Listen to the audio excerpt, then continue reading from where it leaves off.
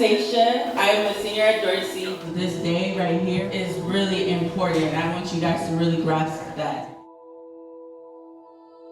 Well, South Central, when I was growing up, NWA and all the hip hop, came out and blasted on the scene. So that's when my age, my era of South Central. And from that time on to now, what I found that would develop more is people being more open and talking to each other, and I really like the age that we're at now, where the young people is getting more involved and more woke. I wish I was as woke as my daughter is now. I wish I was like that back then. We're about to try to make it better for students like me and for future students, because of course it doesn't stop with me. And even though people complain about the school, how it's underfunded, how it's broke and this and that, people still love Dorsey. That's why they say you just can't hide that Dorsey pride. Dorsey High School is in Crenshaw District of South LA, and it's historically been a majority African-American school. It's one of the only majority African-American high schools in the city. The demographics are 55% African-American, 45% Latino. Some of the things that are challenging about Dorsey is that it's overcrowded in the classes. And it's hard to cater to everybody's needs when you're just one teacher handle 42 kids for 7 periods throughout the day. As teachers, it's shocking even just to compare stories with teachers in other parts of LA. Just little things like copy machines, how many copies we get. We're on a strict copy rationing system, but there are schools where teachers have unlimited copies. We've heard of these stories of the Promised Land where they have unlimited color copies. I mean, it's unheard of here. Title I is a federal program that is supposed to give funding to schools that serve a lot of low-income students.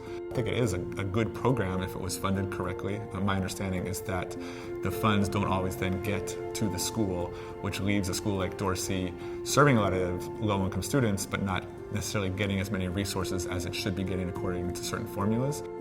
We have students at Dorsey with many, many different needs. Many of them may come in behind grade level, so they need extra assistance and they're actually not getting what I would consider the bare minimum. A student should be able to interact with a teacher daily, and there are days where you don't get to talk to everybody. Knowing that there are students who are in schools where their class sizes don't go above 20 or 25, that's a real injustice. And I feel like our learning could be way better if we had that support of more teachers and smaller class sizes.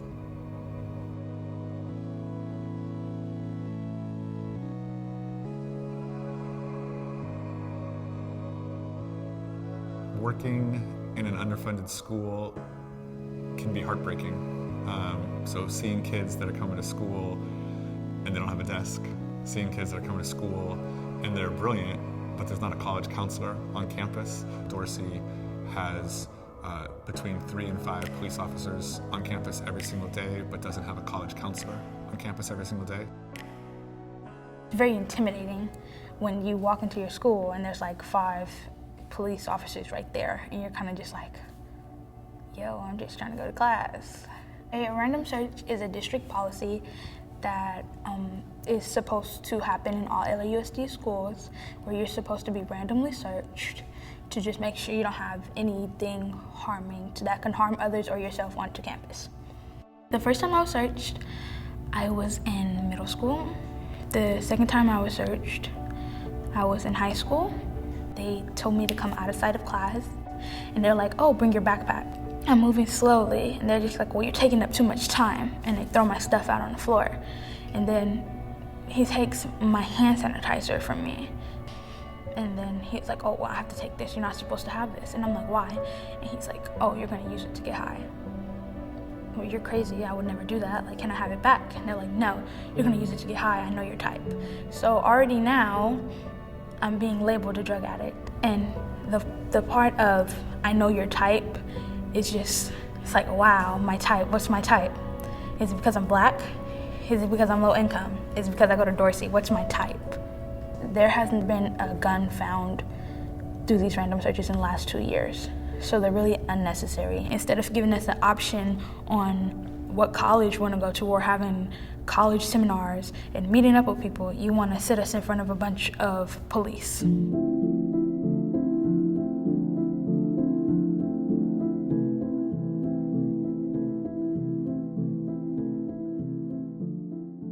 Students Deserve, we are a grassroots organization made up of students. We are completely student-led. We have one staff organizer, and we have the adults that help us with like getting food. They help us with transportation to events. They help us booking places to have our meetings at.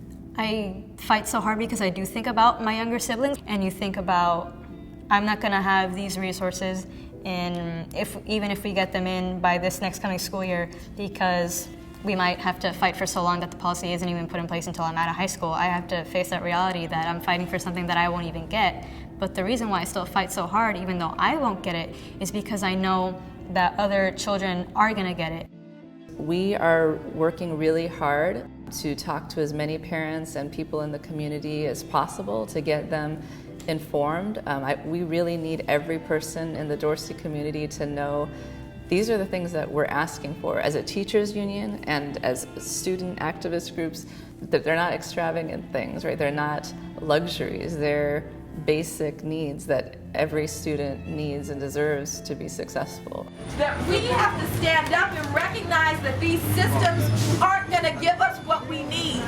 We have to demand it. Because when we fight, we win. When we fight, we win. When we fight, we win. Ashe. Ashe. Invest, divest is basically something we say. Invest into community schools, invest into psychiatrists, full-time nurses, full-time librarians, restorative justice, safe passage program, resources. We need community schools because they promote safer and healthier environment than random searches. We need more teachers. We need to invest in smaller class sizes. It's not fair that I have to rush to class to get a C. That's not okay. And divest from these polices. He wants to suppose that LAUSD communities to reach 100% graduation rates and break the cycle of poverty. I think that is great. I think we all in this room can agree that that is great. You want to do this by making sure every kid can read, write, think, and believe. I think being in an underfunded, ghetto, over-policed public school with crowded classrooms makes that very difficult, don't you? Yeah. You have the opportunity to help the way LAUSD public schools are ran and help to support. So we have given you more time. Fund those schools with the proper school safety and resources like psychiatrists, full-time nurses, full-time librarians, just to wrap up. college. I'm doing that. This dilemma that we see at the federal level of Title I money not getting to the schools in the way that it needs to, I think we're seeing like a similar parallel at the state level and the local level, in the sense that California is the wealthiest state in the country, and yet it spends so little money on schools. And so just to see that the choices that are being made at the federal level to not fund schools are being replicated at the state level to not fund schools. And then we see in LAUSD the similar type of choices that's not actually getting things to young people. Telling you this policy is costly. We as students are telling you this policy is ineffective. We as students are telling you this policy is racist. We as students are telling you this policy is traumatizing. We as students are telling you this policy needs to end. Thank you. And I know that a lot in politics because that's really what this is about. It's money and people. And money, they always feel is greater than the people, and that's not okay. And I have an issue with that. It's important for them to look at us and to look and see that there are people who care about their education, and there are people who want their education, even if we're low income, even if we may come from a single household, even if our school is in a ghetto area, there's people who care about their education, and for you to automatically assume that they do not is wrong. We need the district to hear us. Why? That's the question.